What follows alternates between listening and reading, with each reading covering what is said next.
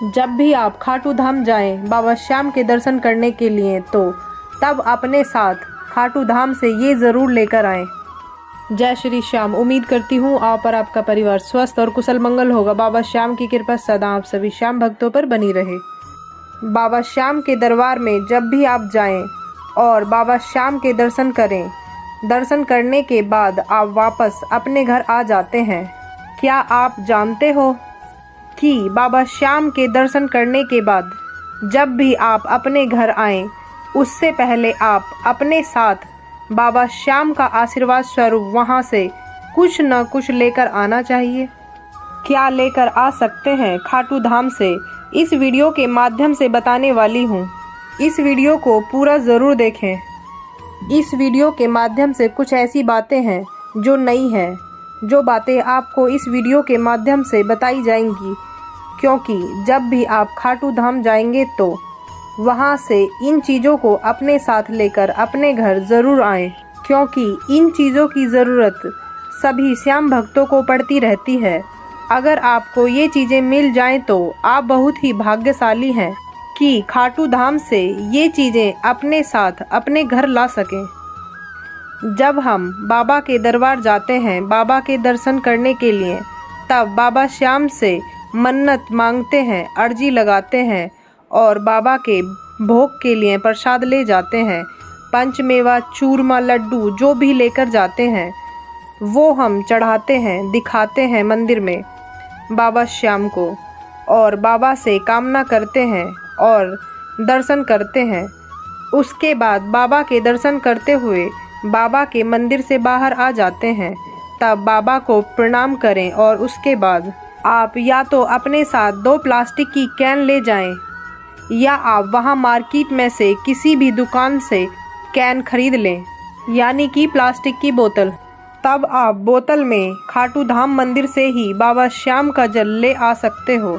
बाबा श्याम का अमावस्या पर स्नान कराया जाता है, तब बाबा श्याम का स्नान कराया हुआ जल इकट्ठा कर लेते हैं वो। जिन लोगों को बाबा श्याम के जल की ज़रूरत होती है उन भक्तों को श्याम जल दे दिया जाता है। ऐसा माना जाता है कि यदि आपकी या आपके परिवार में अन्य किसी व्यक्ति की तबीयत खराब हो, तब इस जल को पीने से तबीयत में सुधार आने लगता है।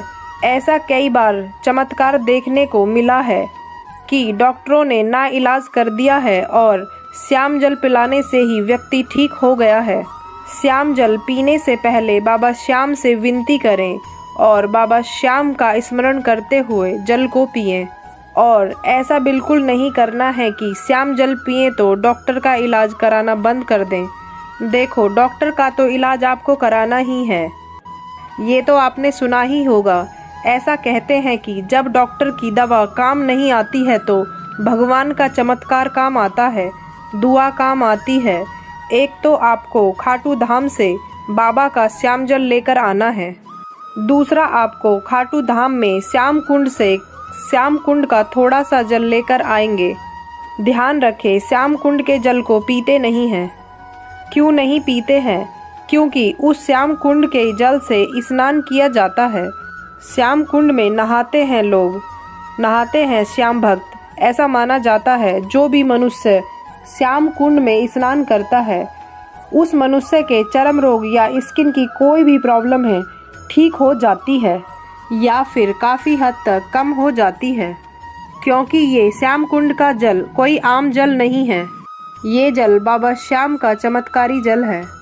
ये श्याम कुंड का जल इसलिए चमत्कारी है क्योंकि श्याम कुंड से बाबा श्याम का शीश प्रकट हुआ था। श्याम कुंड की अपनी महिमा है। श्याम कुंड का जल बहुत ही पवित्र है। इस जल को आप अपने घर लाकर स्नान आदि में प्रयोग कर सकते हैं। श्याम कुंड के जल को अपने घर में छिड़क सकते हैं, अपने ऊपर छिड़क सकते हैं, पर याद रखना इसको पी नहीं सकते हैं। तीसरा, अगर आप खाटू श्याम बाबा को मानते हैं और उनके दरबार खाटू धाम जाते हैं तो तब आपको इन बातों का ज़रूर ध्यान रखना चाहिए। कहा जाता है खाटू धाम जाने से भक्तों के सभी काम बनने लगते हैं और सबकी मनोकामना पूर्ण होती हैं। जब भी आप खाटू धाम जाते हो बाबा श्याम के दर्शन के लिए, तब हो सके तो बाबा श्याम का निशान अपने साथ लेकर आएं। निशान को लाकर आप अपने घर की छत पर लगा दें।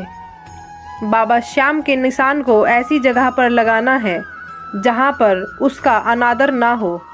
बाबा श्याम के निशान का अपना एक विशेष महत्व है। ऐसा माना जाता है कि जिसके घर के ऊपर बाबा श्याम का निशान है उसे कभी किसी हार का सामना नहीं करना पड़ता है और किसी की बुरी नज़र नहीं लगती है। और साथ ही बाबा श्याम स्वयं ही निशान के रूप में आपके घर विराजमान होते हैं। तब आपको बाबा श्याम का निशान मिल जाए तो उसको ज़रूर लेकर आएं। आपको बाबा श्याम की असीम कृपा की प्राप्ति होगी। चौथा, जब भी आप खाटू धाम बाबा श्याम के दर्शन के लिए जाते हैं और वहां से अगर आपको मोर पंख मिल जाए तो वो लेकर आना ना भूलें। मोर पंख बाबा श्याम को प्रिय है, साथ ही भगवान श्री कृष्ण को भी प्रिय है। मान्यताओं के अनुसार अगर आपके घर में मोरपंख होगा तो आपके घर में हमेशा सुख शांति बनी रहेगी और नकारात्मक ऊर्जा भी आपके घर से दूर रहेगी।